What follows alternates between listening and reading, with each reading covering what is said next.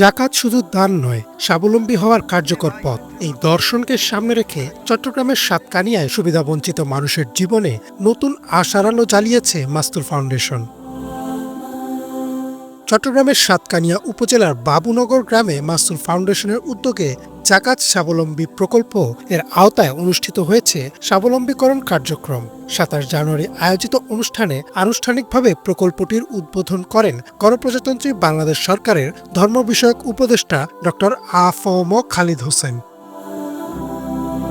অনুষ্ঠানে ধর্ম বিষয়ক উপদেষ্টা নিজ হাতে সুবিধাবঞ্চিত মানুষের মাঝে সহায়তা বিতরণ করেন এবং প্রতীকীভাবে স্বাবলম্বীকরণ কার্যক্রমের সূচনা করেন। তিনি বলেন, জাকাতের সঠিক ও পরিকল্পিত ব্যবস্থাপনার মাধ্যমে দরিদ্র জনগোষ্ঠীকে টেকসইভাবে স্বাবলম্বী করা সম্ভব, আর মাস্তুল ফাউন্ডেশনের এই উদ্যোগ সেই লক্ষ্য বাস্তবায়নের একটি কার্যকর উদাহরণ।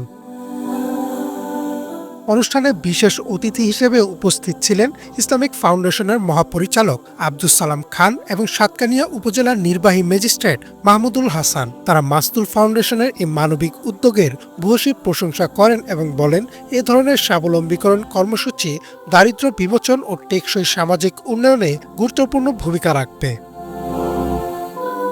জাকাতকে শুধু দান নয়, বরং আত্মমর্যাদা ও স্বনির্ভরতার হাতিয়ার হিসেবে প্রতিষ্ঠা করতে মাস্তুল ফাউন্ডেশনের এই ব্যতিক্রমী উদ্যোগ। এর মাধ্যমে সুবিধাবঞ্চিত মানুষ পাচ্ছে নতুনভাবে দাঁড়ানোর সুযোগ, তৈরি হচ্ছে আত্মনির্ভর জীবনের পথ।